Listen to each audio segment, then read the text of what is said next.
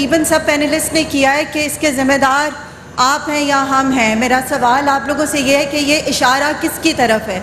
इस कर्ज के ज़िम्मेदार हैं कौन?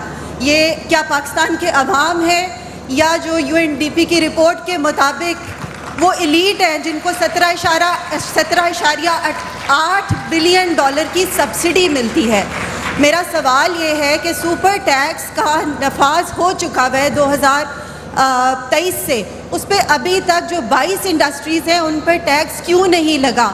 एलीट टैक्स इवेजन को, एलीट को टैक्स की माफ़ी क्यों मिलती है? क्या जो हर पाकिस्तानी 2.5 लाख कर्जे का मकरूज़ है वो हम पे लगा है? हमारे बच्चों के पास सरकारी स्कूल क्या मौजूद है? क्या जिस सेहत की तरफ आप इशारा कर रहे हैं वो हमारे गरीब के बच्चे के लिए या किसी कमज़ोर सूबे के बच्चे के लिए स्कूल और सेहत पे ये कर्जा लगा है, तो हम इस कर्जे को क्यों उतारें?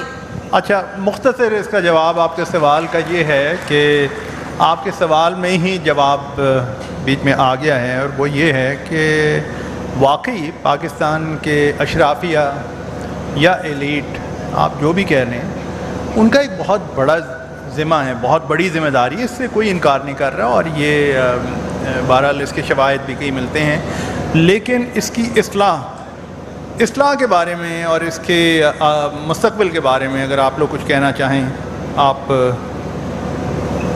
जी।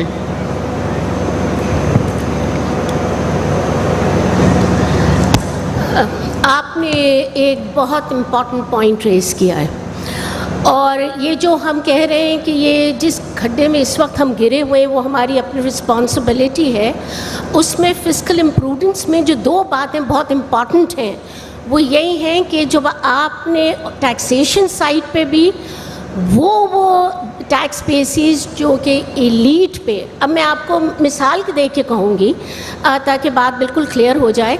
हम ये बार बार कहते हैं कि टैक्स टू GDP रेशो हमारा लो है। सारे दुनिया के ममालिक को मैं आप उठा के देखें, we have probably we are among the lowest tax to GDP ratio people. हमारे पास कौन कौन से वो टैक्स बेसिस हैं जो हम ठीक से टैक्स नहीं कर पाए?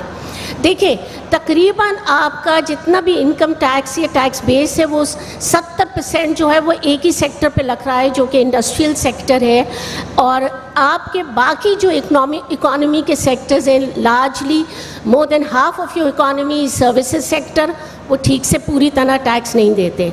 एग्रीकल्चरल सेक्टर इज़ अनदर 1/5, वो ठीक से टैक्स नहीं देते। पूरी एग्रीकल्चरल इनकम इस वक्त जो पूरे सूबे लेते हैं तकरीबन 3 बिलियन है। तो हो क्या रहा है टैक्स, और रेंटल प्रॉपर्टीज़ तो हम सब जानते हैं, रियल इस्टेट में किस हद तक टैक्सेस है। ये एक वो सेक्टर है कि जिसको पैसे अब डेफिनेट कमाने हैं वो रियल इस्टेट में इन्वेस्ट कर दे। पॉइंट ये है, जब तक इनका टैक्सेशन पूरी तरह होगा नहीं, जो टैक्स गैप की एस्टिमेट खुद गवर्नमेंट बताती है, खुद गवर्नमेंट ने कहा है जो टैक्स एक्सपेंडिचर है वो तकरीबन 3.5 से 4% ऑफ द GDP है।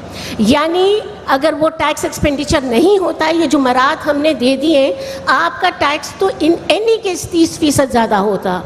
एक तो सिर्फ टैक्स कम देना, अगेन इट्स एलीट कैप्चर। दूसरी तरफ सब्सिडीज़ जो आप देते हैं, रिसर्च ये इंडिकेट कर चुकी है कि उसके ज़्यादातर बेनिफिशरीज़ जो हैं वो आम आदमी नहीं है, वो अपर सेगमेंट्स हैं जो सब्सिडीज़ हैं, ग्रांट्स हैं जो हम दे रहे हैं। तो पॉइंट ये है, ये सब elite capture, broad based consensus जो बात और स्पीकर्स भी कर चुके हैं, ये वो मेजर्स हैं जो अब बहुत वोकल वेस्टेड इंटरेस्ट ग्रुप्स को हिट करेंगे। इन पे अगर आपने गवर्नमेंट ने एक्शन लेना है, ब्रॉड बेस्ड कंसेंसस होना पड़ेगा। वह कोई एक हुकूमत के बस की बात नहीं, या आप बड़े पावरफुल वेस्टेड इंटरेस्ट ग्रुप्स पे टैक्सेशन लगाएंगे या सब्सिडी विड्रॉ करेंगे। आपको पॉलिटिकल कंसेंसस चाहिए, हर स्टेक होल्डर को ये डिटर्मिनेशन चाहिए, हमें पाकिस्तान ठीक करना है, उसकी कॉस्ट हम भी बर्दाश्त करेंगे। ये हमें अभी तक अनफॉर्चुनेटली नज़र नहीं आ रहा। जी, बहुत शुक्रिया।